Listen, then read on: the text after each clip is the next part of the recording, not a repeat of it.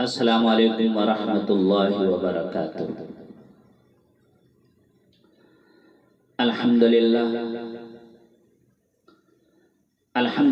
نحمده ونستعینه ونستغفره ونؤمن به ونتوکل علیہ ونعوذ باللہ من شرور انفسنا ومن سیئات اعمالنا، من يهده الله فلا مضل له ومن يضلل فلا هادي له، ونشهد أن لا إله إلا الله وحده لا شريك له، ونشهد أن سيدنا وحبيبنا ومولانا محمد عبده ورسوله۔ فأعوذ بالله من الشيطان الرجيم، بسم اللہ الرحمن الرحیم۔ یا ایہا النبی قل لأزواجک وبناتک ونساء المؤمنین یدنین علیہن من جلابیبہن، صدق اللہ العظیم۔ فقد قال النبی صلی اللہ تبارک و تعالی علیہ وسلم، من ابتلی من البنات بشیء فاحسن الیہن کن له سترا من النار، او کما قال علیہ الصلاۃ والسلام۔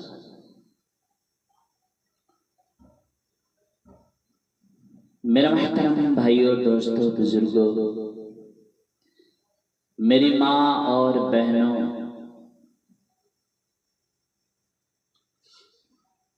میں نے جو قرآن کریم کی آیت تلاوت کی ہے، اس آیت کے اندر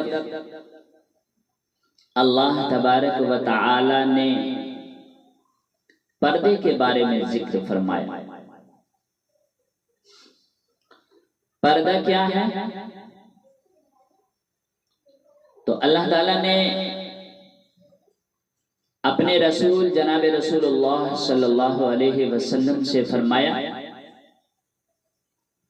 یا ایہا النبی قل لأزواجک، اے نبی، اے محمد صلی اللہ علیہ وسلم، اپنی بیویوں سے کہہ دو، وبناتک، اور اپنی بیٹیوں سے کہہ دو، ونساء المؤمنین، اور جو مؤمنین کی عورتیں ہیں ان سے کہہ دو کہ جب گھر سے نکلا کریں تو با پردہ ہو کر نکلا کریں۔ میرے بھائیو، اسلام میں عورت کا مقام اللہ تعالیٰ نے بہت بلند کیا۔ جب یہ عورت پیدا ہوتی ہے بچی کی شکل میں تو ماں باپ کے لیے جنت ہے۔ جب یہ عورت نیک ہوتی ہے تو شوہر کے لیے جنت ہے۔ جب یہ ماں بنتی ہے تو اس کے قدموں کے نیچے جنت ہے۔ اتنا بڑا مقام اور مرتبہ اللہ پاک نے عورت کا رکھا ہے، لیکن بڑے افسوس کے ساتھ کہنا پڑ رہا ہے، بہت افسوس ہوتا ہے یہ کہتے ہوئے کہ آج ہماری بیٹیاں سیریلوں اور فلموں کو دیکھنے کے بعد آوارگی کی طرف جا رہی ہے۔ بے پردگی کا مظاہرہ ہو رہا ہے، بے پردگی کا رواج عام ہو گیا ہے، اور اس سے بھی آگے بڑھ کر میں بڑے معذرت کے ساتھ بول رہا ہوں، جب کسی نے زیور کی لالچ دی، کسی نے بائک پر گھمانے کی لالچ دی، کسی نے شادی اور نکاح کی لالچ دی، تو مسلمان غیروں کے ساتھ بھاگنے کو تیار ہو جاتی ہے۔ یہ آج ہماری بیٹیوں کا حال ہے۔ مسلم بیٹیوں کی کیا غیرت تھی، آج مسلمان بیٹیوں کا حال یہ ہو گیا۔ یہ صرف سیریلوں کی لعنت نے یہ دن دکھائے، فلموں کی نحوست نے یہ دن دکھائے، ورنہ ایک وقت وہ بھی تھا جب مسلمان کی بیٹیاں گھر میں پرورش پاتی تھی تو پڑوسی کو بھی خبر نہیں ہوتا تھا کہ بیٹیاں پرورش پا رہی ہیں، لیکن اس سیریل نے اور خاص طور پر موبائل نے اور موبائل کے اندر انٹرنیٹ نے یہ دن دکھائے۔ جس مذہب نے عورت کے ہاتھ میں قلم دینے سے روکا ہو، اس مذہب کے ماننے والوں نے آج اپنے بیٹیوں کے ہاتھ میں موبائل دے دیا، وہ انجام سے بے خبر ہے۔ خون کے آنسو، میں یہ نہیں کہتا کہ ساری بیٹیاں ایک جیسی ہیں، نہیں، آج بھی مسلمان کی بیٹیاں اتنی باحیا ہیں اتنی کسی کی بیٹیاں باحیا نہیں، لیکن چند کی وجہ سے پورا معاشرہ ہمارا بدنام ہو گیا ہے، پوری قوم بدنام ہو رہی ہے۔ اس لیے میں اپنی بہنوں اور بیٹیوں سے کہنا چاہتا ہوں، تمہاری زندگی اداکارہ کی، سیریل کی اداکارہ کی طرح 3 گھنٹے کی نہیں ہے، بلکہ تمہیں تو پوری زندگی جینا ہے، مسائل کا سامنا کرنا ہے۔ تمہیں کوئی ضرورت نہیں ہے کہ تم اپنے لیے شوہر ڈھونڈو۔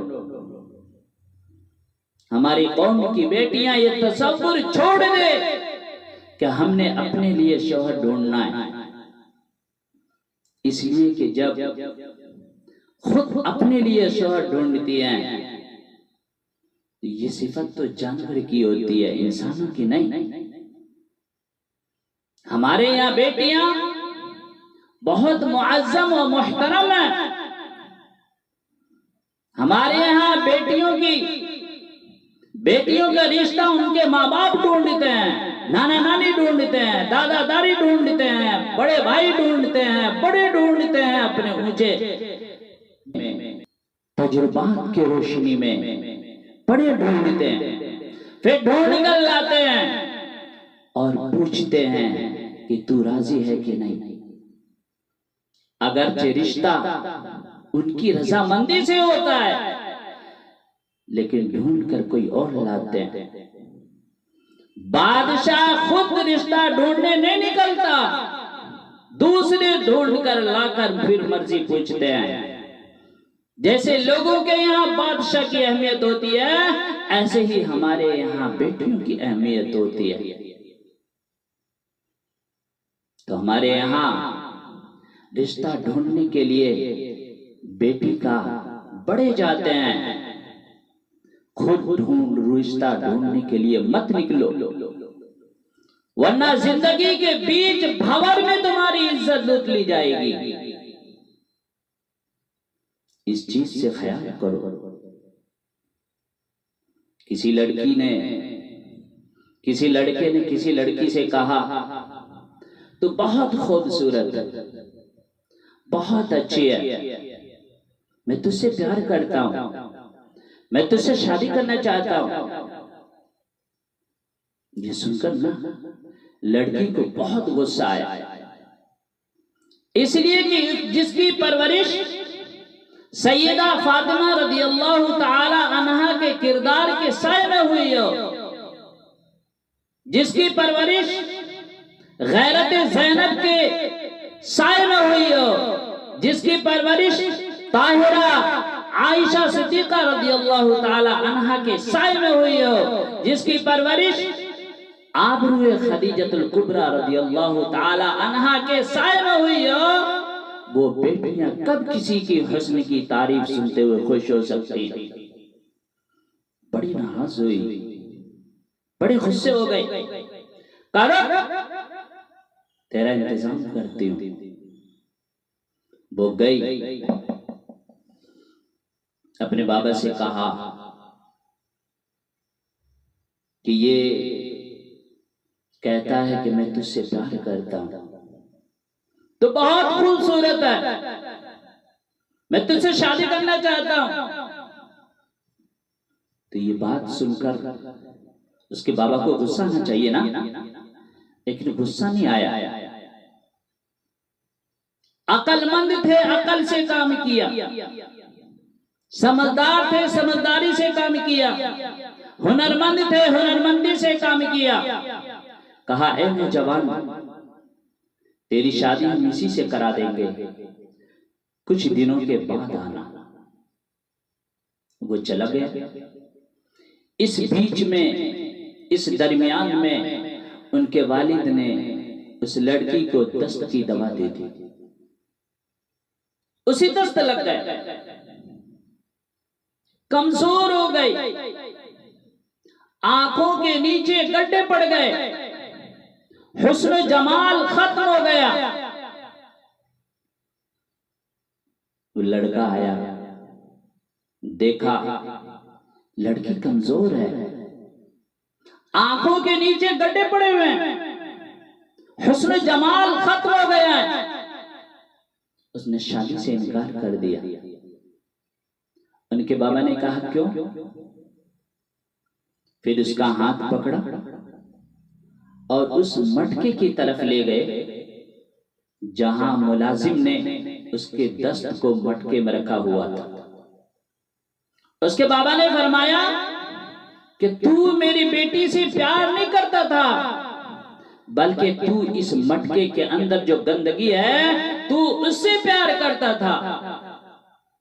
آج جبکہ اس کا حسن و جمال ختم ہو گیا، اس کے آنکھوں کے نیچے گڈھے پڑ گئے، تو نے شادی سے انکار کر دیا۔ اگر شادی کر دیتا، شادی کے بعد یہ نوبت آتی تو پھر کیا کرتا؟ تو اس لیے میری بہنوں بیٹیوں، فاقہ کشی کی نوبت آ جائے، فاقہ کر لو، دوپٹے میں پیوند لگانے کی نوبت آ جائے، پیوند لگا لو، لیکن سر پر سے دوپٹہ اترنے نہ دو، پردے میں رہ کر زندگی گزارو۔ قیامت کے دن حضرت فاطمہ رضی اللہ تعالی عنہا نے عرض کیا رسول اللہ، جو اللہ کا قرب پانا چاہتی ہے، اللہ کے قریب ہونا چاہتی ہے، اللہ کی ولیہ بننا چاہتی ہے، آپ مجھے کوئی نسخہ بتائیں، میں عورتوں کو بتاؤں؟ آپ نے فرمایا جو اللہ کا قرب پانا چاہتی ہے، اللہ کی ولیہ بننا چاہتی ہے، اللہ کے قریب ہونا چاہتی ہے، اس سے کہہ دو کہ وہ اپنے گھر کے اندر رہیں۔